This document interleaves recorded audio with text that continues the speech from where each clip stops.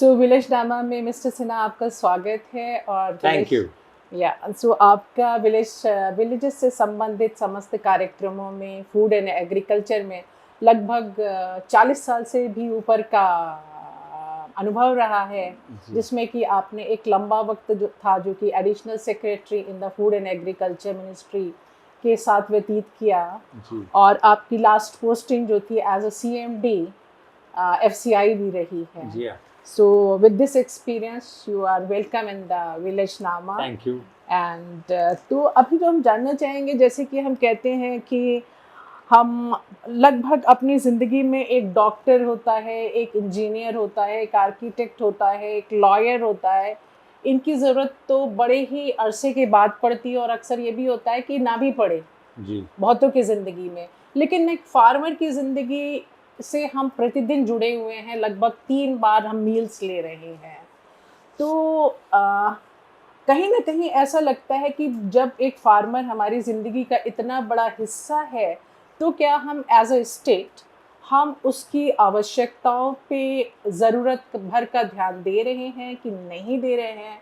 इसी संदर्भ में मैं आपसे बात करना चाहूँगी और ये जानना चाहूँगी, ये जो 21st सेंचुरी में इस वक्त जो है, what is the status of a farmer in India? Status क्या है और फार्मर क्या है? What exactly is the picture of a farmer? Can you paint that picture for us today?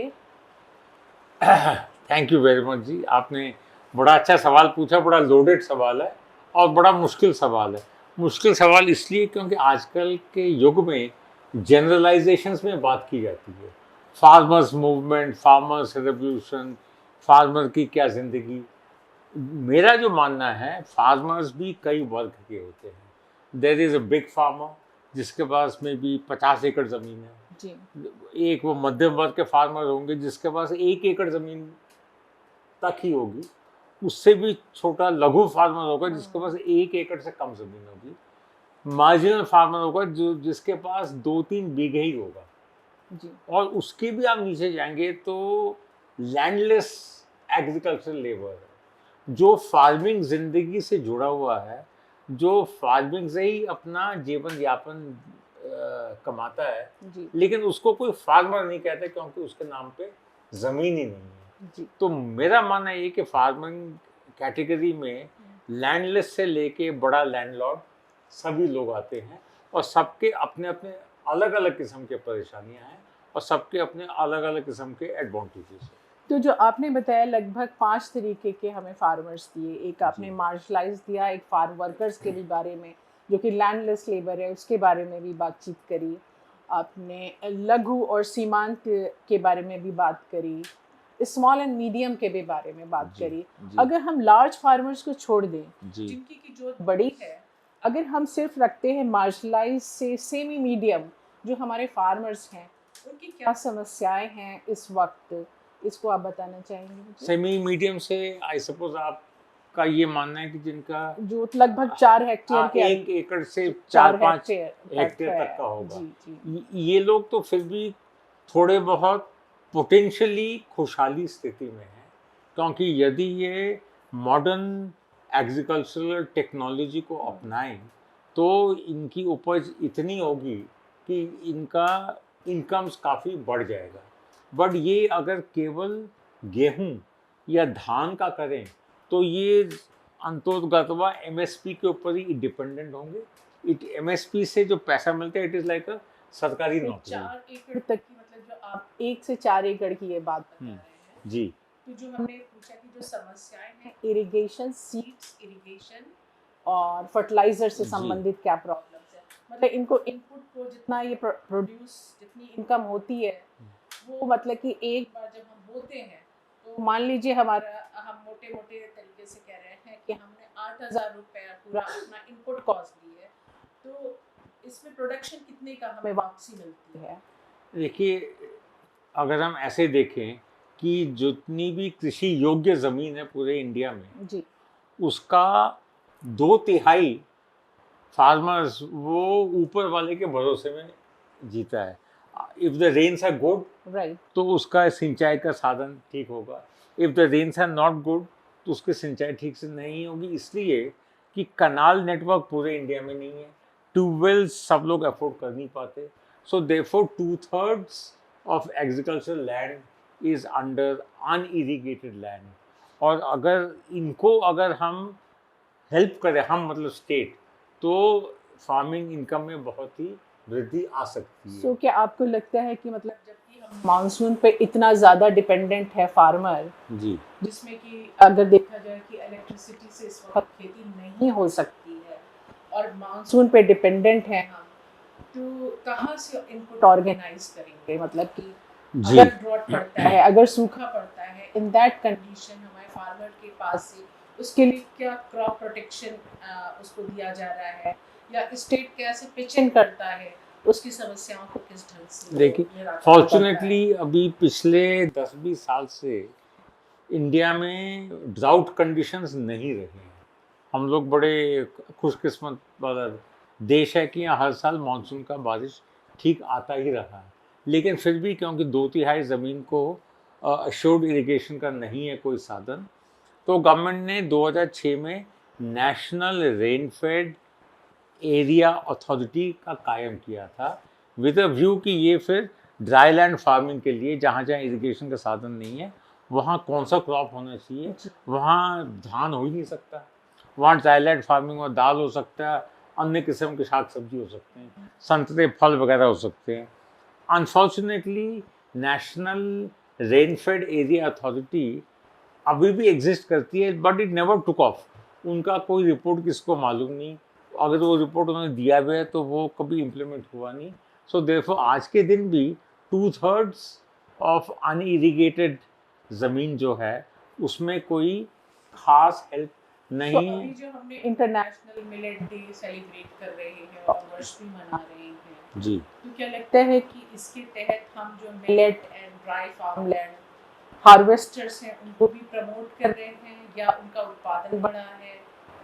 देखिए, एक साल में तो उत्पादन बढ़ेगा नहीं, but it is a good catch word कि इंटरनेशनल मिलेट ईयर करिए, मिलेट्स का उत्पादन करिए, लोग बाग मिलेट खाएं। इतना भी ज़रूर है कि पिछले 5-6 साल में दाल का प्रोक्योरमेंट बढ़ गया है। जो पहले दाल का प्रोक्योरमेंट नहीं हो रहा था, इंडिया में ज़्यादातर दाल का सेटिस्फैक्शन हो रहा था बाई इम्पोर्ट्स, जो बहुत ही अनफॉर्चुनेट चीज़ था। अब दाल का उपज बहुत हो रहा है क्योंकि दाल का procurement by NAFED and other organisations हो रहा है, but although it's a step in the right direction, but much much more needs to be done for dry land farming. तो एक चीज जो अगर देखा जाए तो एग्रीकल्चर की जब भी बात आती है तो हमारे दिमाग में आता है एग्रीकल्चर कहीं ना कहीं बिल्कुल फूड से संबंधित होता है। जी इनकम जनरेशन से मैं इसलिए कह रही हूँ कि दूर से संबंधित होता है क्योंकि इस वक्त लगभग हमारी जो अगर देखा जाए कि हमारे 55% कितने 68% लोग अगर एग्रीकल्चर में इन्वॉल्व हैं, तो एक छोटा ही हिस्सा ऐसा होगा जो कि इनकम के लिए, अदरवाइज जो वो प्रोड्यूस है वही उनके कंजम्पशन के लिए भी होती है। जी तो ऐसी परिस्थितियों में क्या इनकम को कैसे बढ़ाया जाए, इस पे क्या सोच है?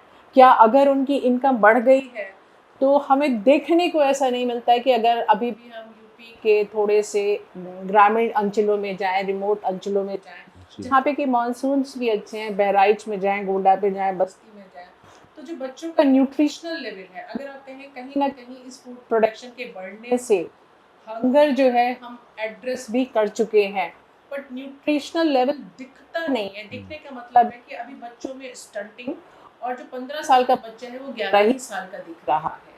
तो ये देखने में मिलता है। आंकड़े हो सकता है थोड़ी अलग पिक्चर दे रहे हो, लेकिन अगर हम थोड़ा सा भी 100 किलोमीटर अंदर जाते हैं किसी भी सिटी से, तो हमें थोड़ा सा जो देखने को परिदृश्य मिलता है वहाँ ऐसा नहीं लगता है कि लोग जो खाना खा रहे हैं वो न्यूट्रिशनल है। तो दैट मीन्स कहीं ना कहीं इनकम अभी फार्मर की जिस लेवल पे हम लाना चाह रहे थे, क्योंकि मोस्टली हमारे जो फार्मर हैं वो अभी भी मार्जिनलाइज्ड हैं। देखिए, ऐसा है जो तो मेल नरिशमेंट तो है, there is no doubt about it. मतलब जो आंकड़े कहते हैं कि इंडिया के जो 2 वर्ष से 6 वर्ष के जो बच्चे हैं उनमें आधों का मेल नरिशमेंट है। बट ये भी देखा गया कि ये ज़्यादातर ड्राई लैंड फार्मिंग एरियाज के हैं। ये पंजाब में नहीं होगा, हरियाणा में नहीं होगा, वेस्टर्न यूपी में नहीं होगा, उड़ीसा के इरिगेटेड एरियाज में नहीं होगा, आंध्र प्रदेश, कर्नाटक, केरला और तमिलनाडु में नहीं होगा, लेकिन जो ड्राई लैंड फार्मिंग है महाराष्ट्र में वहाँ होगा। सो देयरफॉर रूरल इकोनॉमी को डाइवर्सिफाई करना है। वो डाइवर्सिफिकेशन अभी प्लान्ड वे में नहीं हुआ। अगर मैं आपको यूपी का एग्जांपल दूं, यूपी में Kanpur as a centre of industry खत्म हो गया है। अब यूपी में जितना भी इंडस्ट्री है बिग एंड स्मॉल, वो वेस्टर्न यूपी में, मुरादाबाद से लेके नोएडा, दिल्ली, बुलंदशहर, अलीगढ़, सहारनपुर, इसी बेल्ट में है। इसके आगे आप चले जाएं लखनऊ, पूर्वांचल वगैरह, वहाँ को there is no industry at all. तो वहाँ के जो ग्रामीण अंचल के लोग जिनका labour is being under utilised, उनको कोई जरिया नहीं मिलता of better employment and therefore better income. जो आप कह रहे हैं बिल्कुल सही है। इसीलिए वहाँ पे अगर रोजगार की अपॉर्चुनिटी नहीं मिलती है या जो एग्रीकल्चर से इनकम हो रही है वो सफिशिएंट नहीं है जी, तो एक आउटवर्ड माइग्रेशन स्टार्ट हो जाता है। जी हाँ। और इस वक्त जो नेक्स्ट जनरेशन है, जो बच्चे हैं वो मैलनरिश्ड हैं, जो नेक्स्ट जनरेशन है क्लास 5 क्लास 10 तक पढ़ गए हैं, वो सब लोग गांव से छोड़ के बाहर आ रहे हैं जी हाँ। For better job prospects in the city. ऐसी स्थिति में क्या आपको ऐसा नहीं लगता है कि farming as a way of living और as a profession it's a dying practice? देखिए ये there would be a time when people would not like to enter into agriculture sector and would not like to grow.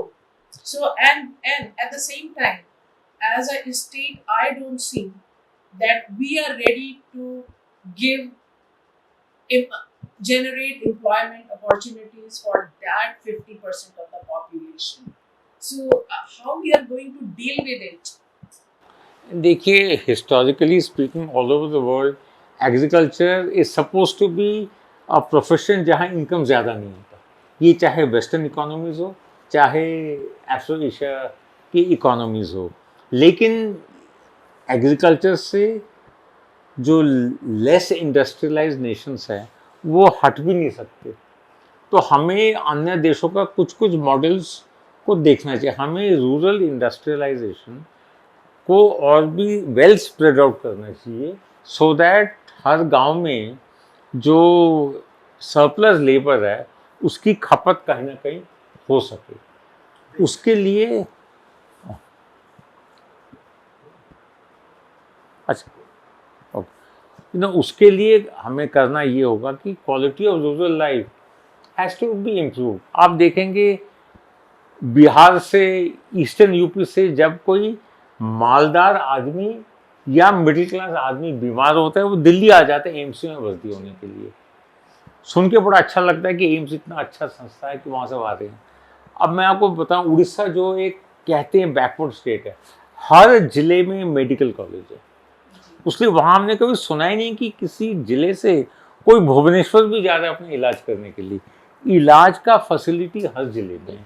तो जब तक शिक्षा और स्वास्थ्य के फैसिलिटीज़ हर जिले में हो और जब तक रूरल इंडस्ट्रियलाइजेशन का स्प्रेड आउट हो एंड वेल स्प्रेड आउट हो, ये पलायन from the rural to the urban areas unchecked रहेगा। सो मिस्टर सिन्हा, आप जैसा कह रहे हैं कि जब तक ये सुविधाएं हमारे गांव तक नहीं पहुंचेंगी तब तक जो है इसी तरीके से आउटवर्ड माइग्रेशन चालू रहेगा जी। और तो क्या जैसे एक स्मार्ट सिटी का कॉन्सेप्ट है जी, तो क्या हम स्मार्ट विलेजेस का भी कॉन्सेप्ट ला सकते हैं? और अगर स्मार्ट विलेजेस का कॉन्सेप्ट है तो उसका क्या क्या स्वरूप होगा? Is there any vision? How can we make our villages economically, socially more viable and a better place to live and continue their life, our life? देखिए, मेरा जो मानना ये, ऑल तो मैंने इसमें ज़्यादा स्टडी नहीं किया जी, पर मेरा मानना ये है कि अगर आप इंडिया के डिफरेंट प्रांतों का एग्जाम्पल अगर आप स्टडी करें, ये रूरल आउट माइग्रेशन का जो पलायन है ये ज़्यादातर होता है असम, वेस्ट बंगाल, बिहार, झारखंड और उत्तर प्रदेश से, क्योंकि यहाँ कोई इंडस्ट्रीज है ही नहीं। तो 60% of the population is there now. इसका पलायन आंध्र प्रदेश, कर्नाटक, केरला, तमिलनाडु से क्यों नहीं होता? इसका पलायन गुजरात से क्यों नहीं होता? क्योंकि वहाँ existence of small scale industries is well spread out in all the districts. तो उसलिए हर जिले के गांव के जो सरप्लस लेबर वाले उनको वहीं वो खप जाते हैं, because there are industries. Yes, but तो आसाम ये से सारे लेके एग्रीकल्चरल इसमें एरियाज हैं। इंडस्ट्री है ही नहीं। हाँ, So therefore we need to have more spread out small scale units of industry in places to stop the people from going out. So what would be that model of industry? Please tell me. That is our last question here.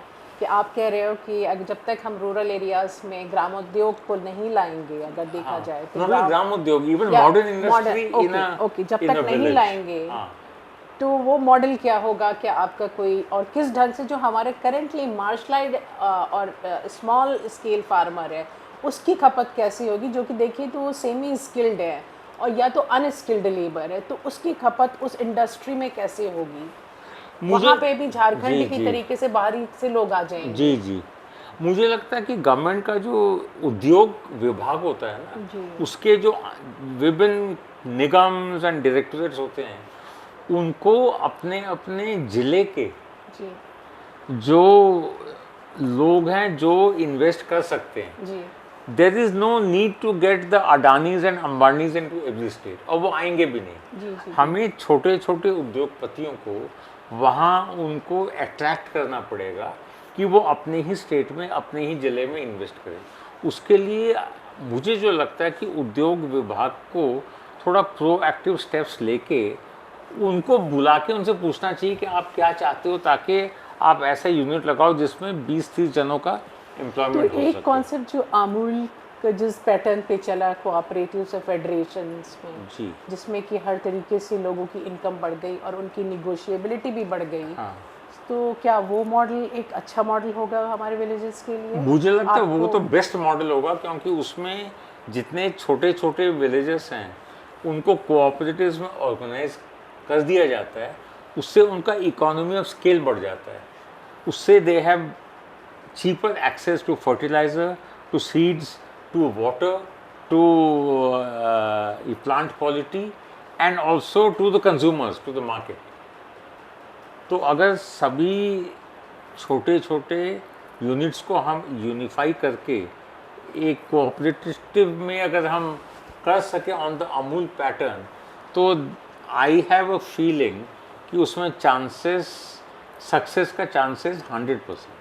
सो मतलब marginalised और small और semi जो medium scale farmers हैं उनके लिए अगर हम ऐसे उद्योग लाएं जो कि एक कोऑपरेटिव या फेडरेशन के पैटर्न पे विद इन द विलेजेस और क्लस्टर और ब्लॉक लेवल पे रन किए जा सकते हों, तो ये एक अल्टरनेट रोजगार का भी साधन देंगे जी, और हमारे किसानों की इनकम को शायद बिल्कुल, मुझे तो यही लगता है। Okay, thank you so much हमारे कार्यक्रम में आने के लिए। Thank you.